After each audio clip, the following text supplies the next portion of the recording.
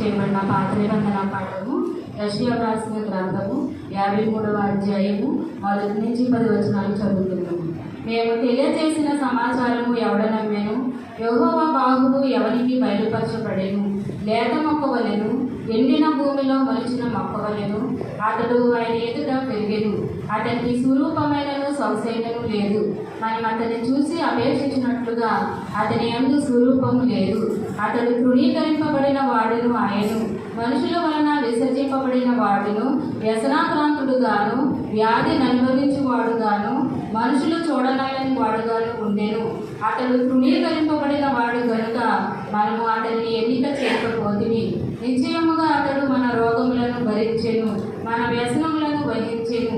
అయినను మొత్తబడిన వానిగాను, దేవుని వలన బాధింపబడిన వానిగాను, శ్రమనొందిన వానిగాను మనం అతన్ని ఎంచితిమి. మన అతిక్రమ క్రియలను బట్టి అతడు గాయపరచబడెను, మన దోషములను బట్టి నలుగుకొట్టబడెను.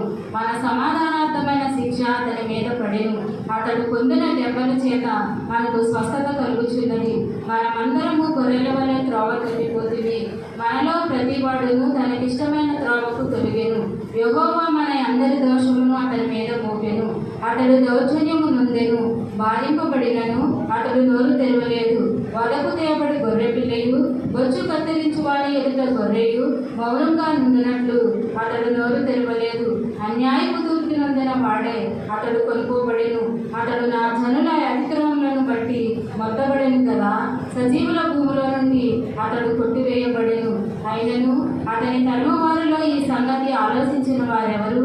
అతడు మరణమైనప్పుడు భక్తిహీనులతో అతనికి సమాధి నియమింపబడెను. ధనవంతుని యొద్ద అతడు ఉంచబడెను. నిశ్చయముగా అతడు అన్యాయమేమీ చేయలేదు. అతని నోట ఏ కపటమును లేదు. అతని నలుగుకొనుటకు యెహోవాకు ఇష్టమాయెను. ఆయన అతనికి వ్యాధి కలుగజేసెను. అతడు తను తానే అపరాధ పరిహారార్థ బలి చేయగా అతని సంతానం చూచును. అతడు దీర్ఘాయుష్మంతుడగును. యెహోవా ఉద్దేశము అతని వలన సఫలమగును. దేవుడు తన పరిశుద్ధ వాక్యమును దీవించును గాక.